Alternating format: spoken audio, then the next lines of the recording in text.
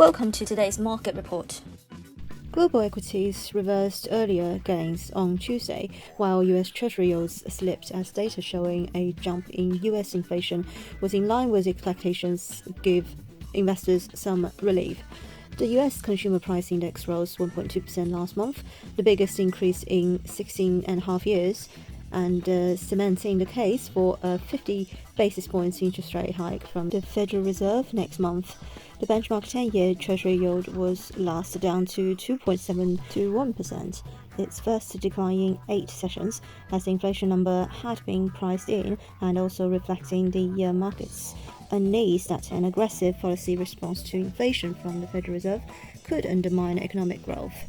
Oil prices climbed on Tuesday as Russian oil and gas condensate production fell to 2020 lows, and OPEC said it would be impossible to replace potential supply losses from Russia. The Dow Jones fell 0.02% and the S&P lost 0.02%. The Nasdaq added 0.12%. The Pan-European Stock 600 lost 0.35% and MSCI shed 0.24%.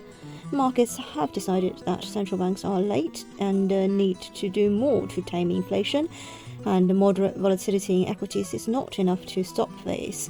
The reason for the wobble in equity markets is higher rates and geopolitics.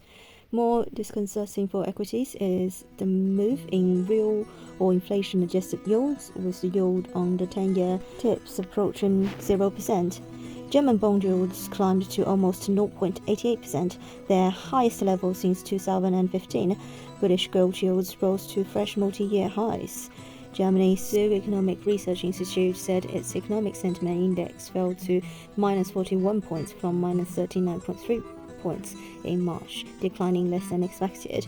Investors also await Wednesday's first quarter earnings season for big banks, many of which are expected to report a sharp decline in earnings from a year earlier. GBP/USD has managed to resist a close under 130 over the previous 2 sessions. Eurodollar trades around 108.30, not far from the year low at 108.05. This is today's market news. Thanks for listening. We'll see you next time.